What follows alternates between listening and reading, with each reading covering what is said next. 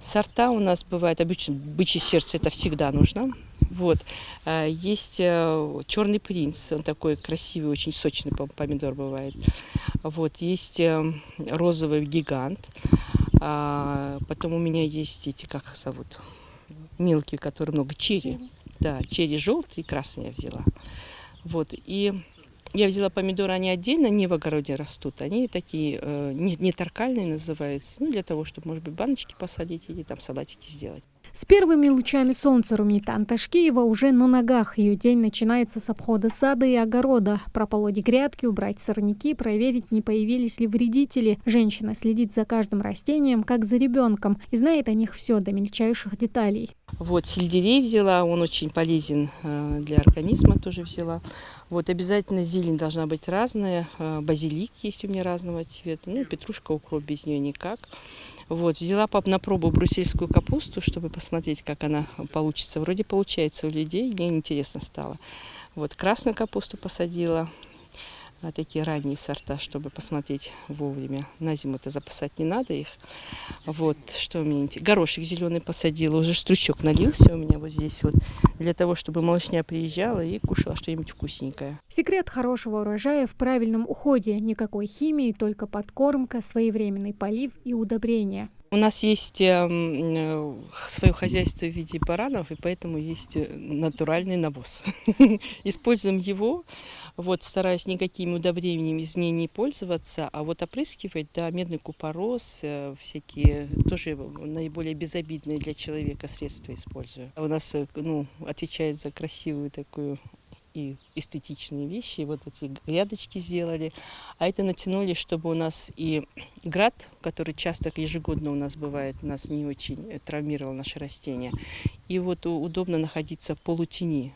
Ведение приусадебного участка – настоящее искусство. Семья Анташкиевых создала настоящий оазис, где природа и трудолюбие соединились в гармонии. Сад удивляет своим многообразием. Более 100 сортов деревьев – груша, яблони, персики, вишня, слива, фундук, мушмула, инжир и виноград. У нас есть нектарин, очень интересный, рубин. Он не такой крупный, такие красивые плоды получаются. Вот, очень вкусные. Но инжирный персик, я говорила, есть. Огромное просто дерево было. Мы немножко его обновили, срезали основной ствол, чтобы свежий прирост был. Уход требует, как и все остальные деревья, правильную обрезку. Желательно все-таки стараться, чтобы она не слишком вытягивалась, потому что тяжелые плоды начинают ломать ветки. Вот, поэтому надо следить, чтобы крона была такая чашеобразная, вот, чтобы солнце попадало в середину, и хорошо у нас с вами вызревали плоды. Выращенные овощи, фрукты и ягоды кормят семью Анташкиевых круглый год. Часть отправляется на соленье, варенье и компоты или замораживают, другую родным. У нас ежемалина, вроде ежевика и малина, но она растет, смотрите, как виноградник растет, она плетется и дает удивительные грозди, прям красивые грозди. Да, плодов бывает очень много, от одного буквально ствола.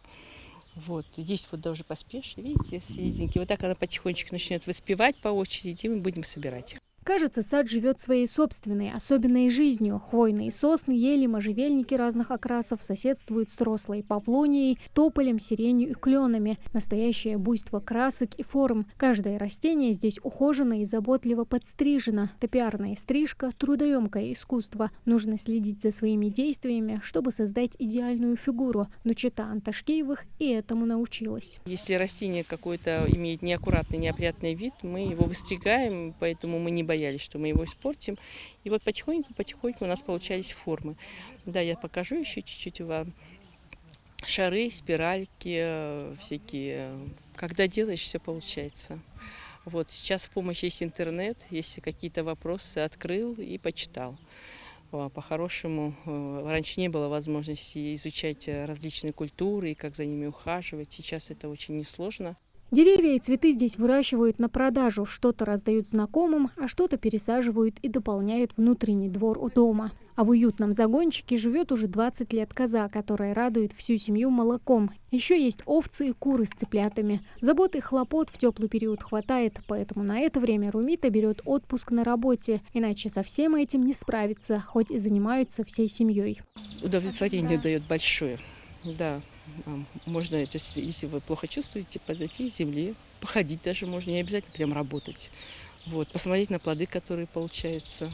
Конкурс на лучшее подсобное хозяйство, инициированный главой Ингушетии в 2021 году, успел уже стать традиционным. Обладатели первого места получат 500 000, второго – 300 000 рублей, третьего – 200 000, а последующие участники получат за свои старания поощрительные призы. Тамара Хашагульгова, Али Зязиков, Магаз 24.